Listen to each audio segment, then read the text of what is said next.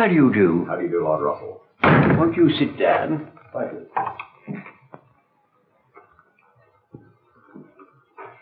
Now, what are we going to talk about?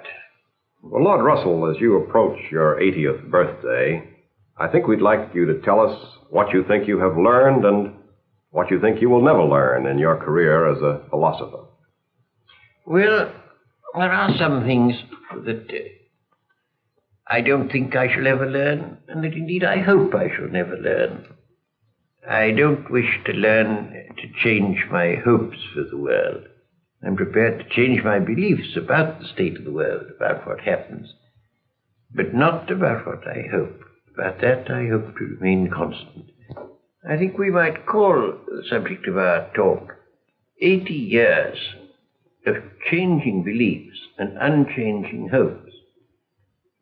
It's very difficult for anybody born since 1914 to realize how profoundly different the world is now from what it was when I was a child. The change has been almost unbelievable. I try as best I can, in spite of my years, to get used to living in a world of atom bombs, a world where ancient empires vanish like morning mist, where we have to accustom ourselves to Asiatic self-assertion, to the communist menace. The world is altogether so different from what it was when I was young that it's an extraordinarily difficult thing for an old man to live in such a world. I was born in 1872. My parents died when I was still an infant, and so I was brought up by my grandparents. Can you tell us something about your grandfather? Yes, I can tell you something about my grandfather. He was born in the early years of the French Revolution. He was a member of Parliament while Napoleon was still on the throne. In common with all the Whig followers of Fox, he thought English hostility to Napoleon was excessive, and he visited Napoleon in Elba. It was he who introduced the Reform Bill in 1832, which started England on the road towards democracy. He was Prime Minister during the Mexican War, during the revolutions of 1848. I remember him quite well, but as you can see, he belonged to an age that now seems rather remote. And the world where I was young was a solid world, a world where all kinds of things that have now disappeared were thought to be going to last forever. It didn't dawn on people that they would cease. English people certainly regarded English naval supremacy as a sort of law of nature. Britannia ruled the waves. It didn't occur to us that that might stop. Never thought. Even with Bismarck? Bismarck was regarded as a rascal and was thought of as a sort of uneducated farmer. But it was assumed that the influence of Goethe and Schiller would gradually bring Germany back to a more civilized point of view. And moreover, we thought of Germany as only a land power. Germany had at that time no navy. We weren't at all afraid of Germany. In fact, liberal opinion was more favorable to Germany than to France at that time. Bismarck himself compared Germany and England to an elephant and a whale, each formidable in its own element, but no danger to each other. And that was how we felt, so we were not afraid of Bismarck at all. It was thought that there was going to be ordered progress throughout the world. Gradually, every country was going to take to parliament. There was going to be a bicameral legislature and two parties, and it was all going to be exactly like England everywhere, all over the world. My grandmother used to laugh because one time she said to the Russian ambassador, "Perhaps someday you will have a parliament in Russia." And he said, "God forbid, my dear Lady Russell." except for the first word, the Russian ambassador at the present day might give the same answer. But that was the assumption. It was all going to be orderly, all quite nice. The atmosphere, apart from politics, was one of Puritan piety, very great piety, very great austerity. We always had family prayers at 8, and before family prayers I had to do half an hour's practice at the piano, which I hated. Although there were 8 servants in the house, the food was always of the utmost simplicity. And even of what there was, if there was anything at all nice, I wasn't allowed to have it, because it wasn't good for children to eat nice things. For instance, there would be rice pudding and apple tart. Grown-ups had the apple tart, and I had the rice pudding. And there was extreme austerity in all those ways. My grandmother, until she was over 70, would never sit in an armchair until after dinner. Never. It's almost gone out, that sort of austere living by well-to-do people, which in those days was very common. When did you get to Cambridge? Oh, I got to Cambridge when I was 18. And that, of course, was a new world to me completely. I, for the first time, met people who, when I said anything that I really thought, didn't think it absurd. I'd learnt at home to say almost nothing about what I really thought. My people had a horror of philosophy which interested me.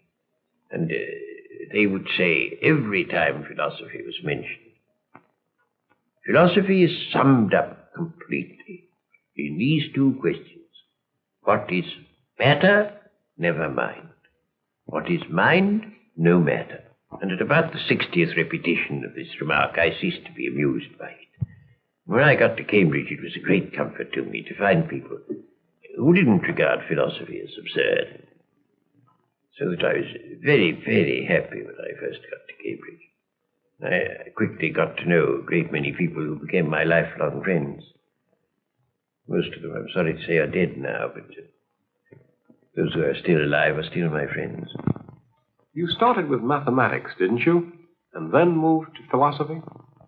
That is so, yes. I did 3 years mathematics and 1 year's philosophy at Cambridge. I had done only mathematics before going to Cambridge. What caused your interest in philosophy? Well, 2 things, 2 very different things caused my interest in philosophy. On the one hand, I wanted to understand the principles of mathematics.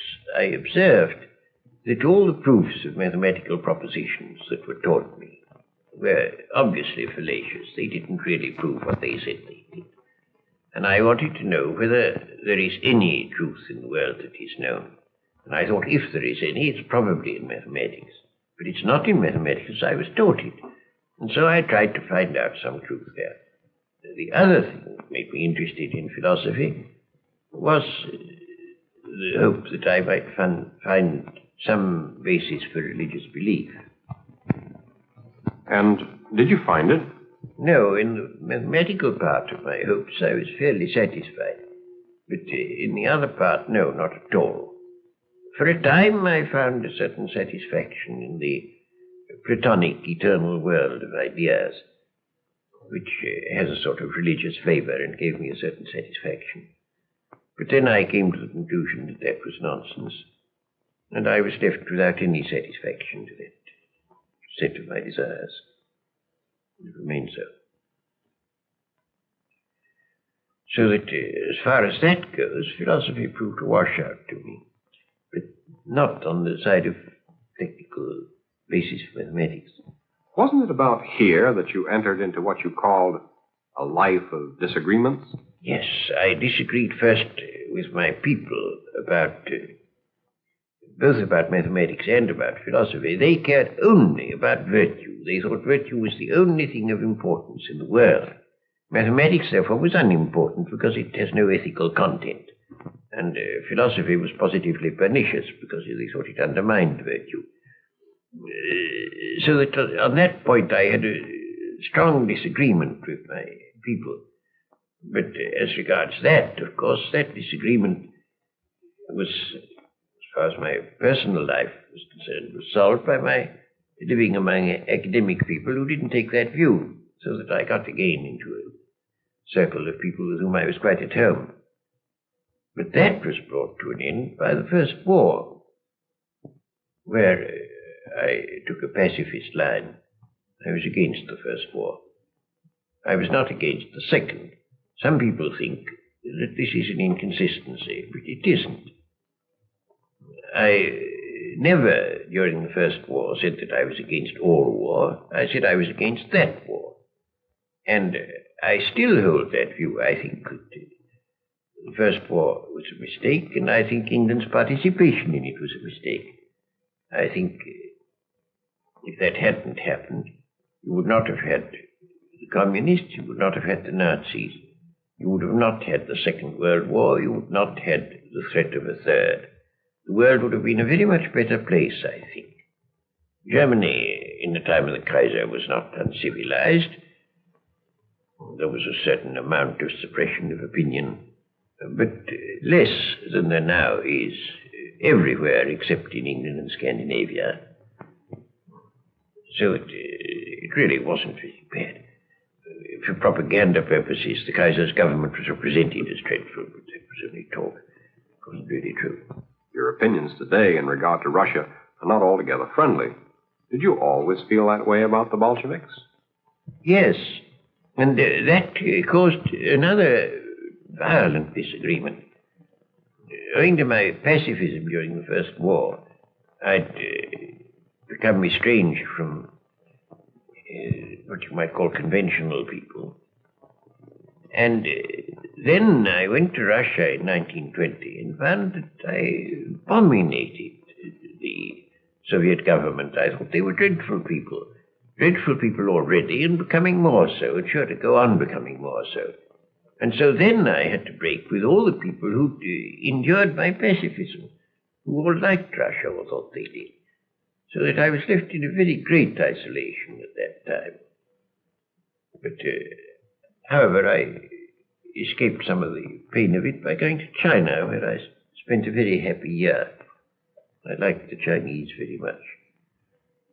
And there I found people that I could agree with, that I could like. Any conclusions about China? Oh, I don't know about conclusions. I don't think I came to any particular conclusions. I continue to think, as I had thought before, that democracy is the best form of government where it will work. It didn't work very well in China. It wasn't working at all. And one could see that it wouldn't work there. They hadn't the political experience. But I thought it would work there in time, and I dare say it would have done if circumstances had been a little more propitious. On your return, the focus of your interests changed, didn't it? Yes. Owing to the birth of my two elder children, I became very much interested in education. And at first, especially in education in the very early years. I didn't like the old-fashioned schools for a number of reasons. I didn't altogether like the progressive schools, though in some respects I thought them much better than the older ones.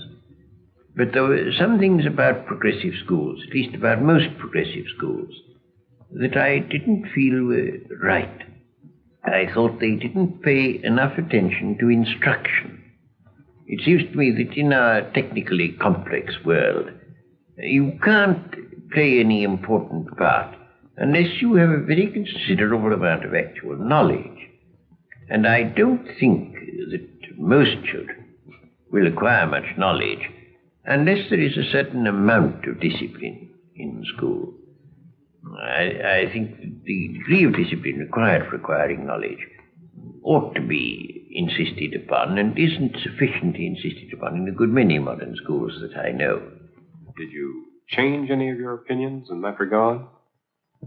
Well, I suppose to some degree. I tried running a school of my own because I wasn't satisfied with other schools.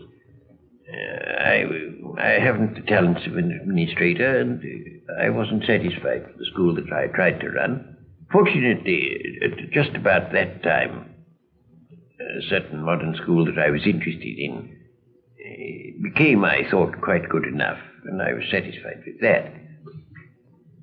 I have, I suppose, changed my opinions not only about education, but about a good many things as a result of seeing the kind of nefarious things that people do. I think that freedom is not a panacea for all things. I think there are a good many matters in which freedom should be restrained. Some of them things in which it's not sufficiently restrained at present. In the relations between nations, there ought to be less freedom than there is, I think. And to some degree this applies in modern education too. I think that some progressive schools certainly have more freedom than you ought to have. There are some freedoms that I think are desirable in education. Now, in the old-fashioned school, if a child uses a swear word, it's thought worse than if he commits an unkind action. And that seems to be absurd. I think clearly the unkind action matters more. And in that sort of way, I don't like the old-fashioned way. I also think that children should be free to explore the facts of life to a degree that they're not when they're brought up in an old-fashioned way. I think there should be free speech. There are a number of things that I like very much about modern education.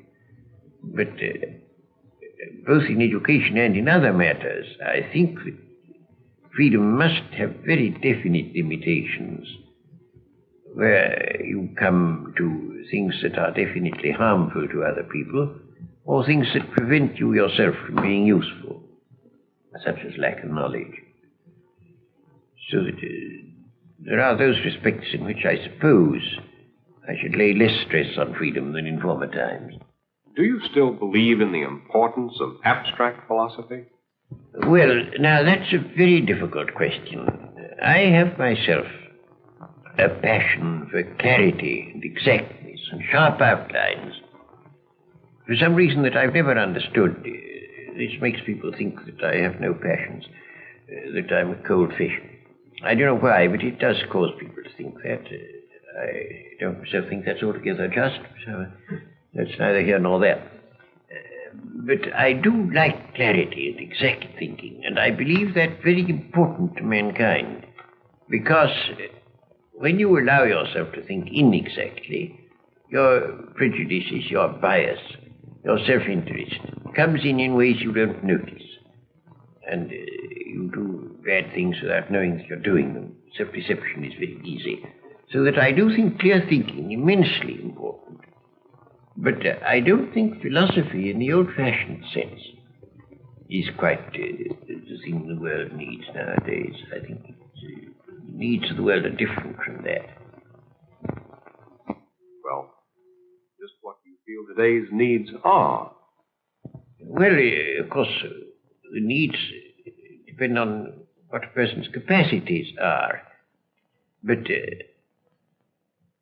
if I were now, at this moment, a young man, whether in England or in America, I should not take to philosophy. I should think there were other things better to take to. If I had the necessary capacity, I think I would be a physicist. If my capacities didn't run in that direction, I should think that history, psychology, mass psychology especially, theory of politics, things of that sort are much better worth working at than pure philosophy. And it's that sort of thing that I should take to if I were now young. Lord Russell, what do you think the world needs to reach a happier state? Well, I think there are three things that are needed if the world is to adapt itself to the Industrial Revolution. The troubles we are suffering now are essentially troubles due to adapting ourselves to a new phase of human life, namely the industrial phase. And I think three things are necessary if people are to live happily in the industrial phase. One of these is world government. The second is an approximate economic equality between different parts of the world. And the third is a nearly stationary population. I'd like to say a little about each of those. As to world government, the world government should be, of course, a federal government, leaving a very great deal of freedom to the individual national governments, and only those things controlled by the world government which are absolutely necessary for the avoidance of war. The most important and the most difficult of these is armed forces. All the important weapons of war will have to be in the hands of the international government and of it alone. When that happens, war will become practically impossible. And if war were impossible, mankind could go ahead. If war is not impossible, every advance in scientific technique means an advance in mass murder and is therefore undesirable. But if once world peace were achieved, it would be just the opposite. That's the first point. Now I come on to the question of approximate economic equality. As things stand at present, Western Europe, and still more the United States of America, have a high standard of life. On the whole, the great majority of mankind live fairly comfortably from a material point of view. Asia, on the other hand, lives in very, very great poverty. So does most of Africa. And the moment people are sufficiently educated to be aware of these facts, the inevitable result is a great development of envy in the poorer parts of the world. That envy is a cause of unrest and inevitably makes world peace precarious. There's only one way of dealing with it, which is to produce approximate economic equality, which of course is a long story, but it can be done. The third point about population is very vital indeed. The food supply of the world tends at present to diminish through the denudation of the soil. It tends, of course, also to increase through various technical advances. But those two about balance, so that on the whole, the food produce of the world does not increase appreciably. Now that means that unless everybody is to be very poor, especially if you have economic equality, unless everybody is to be very poor, there must be not more people to be fed, not many more than there are now. And therefore you've got to get approximate economic equality, approximate equality of population, and approximately stationary population. Otherwise, those parts of the world where the population increases fast will want to go to war with those where it increases slowly. That brings us precisely to the problem of Asia and what part Asia will play in the immediate future. Well, Asia, first of all, has risen to the point of education. Some Asians have, where it is not prepared any longer to be subservient to the white man. It hasn't noticed that Russians are white. If it had, it would take a different line. But it seems to think that Russians are yellow or black or some other color. And I think our propaganda ought to be mainly devoted to saying only Russians also are white. I believe that would be the effective propaganda to use in Asia. But I pass that point by. Asia clearly is going to claim equality with the white man. And it's perfectly futile, absolutely futile, for the white man to resist that claim. It will infallibly win, infallibly. And we ought, therefore, to concede it graciously at once before we're driven to it. To concede complete equality to Asia. But if Asia is not to overwhelm the rest of the world with a vast flood of population and poverty, Asia must live up to its responsibilities and must learn the sort of things we have learned in the West, which is how to maintain a roughly stationary population. And if they can't learn that, which I fully believe they can learn, and learn quickly, much more quickly than most people think, if they can't learn that, they will not have won their claim to equality. Lord Russell, speaking as of today, can you see the influence of any one philosopher more than any other one? Well, I suppose in recent years the most important influence has been Marx. If you can dignify him with the name of philosopher, I should hardly like to dignify him so myself, but I suppose he must count in the list. And he certainly has had more influence than anybody else. For those of us who reject Marx, can you offer any positive philosophy to help us toward a more hopeful future? Well, as to that, you see, I think one of the troubles of the world has been the habit of dogmatically believing something or other. And I think all these matters are full of doubt, and the rational man will not be too sure that he's right. I think that we ought always to entertain our opinions with some measure of doubt. I shouldn't wish people dogmatically to believe any philosophy, not even mine. Not even mine. No, I think we should accept our philosophies with a measure of doubt. What I do think is this, that if a philosophy is to bring happiness, it should be inspired by kindly feeling. Now, Marx is not inspired by kindly feeling. Marx pretended that he wanted the happiness of the proletariat. What he really wanted was the unhappiness of the bourgeois.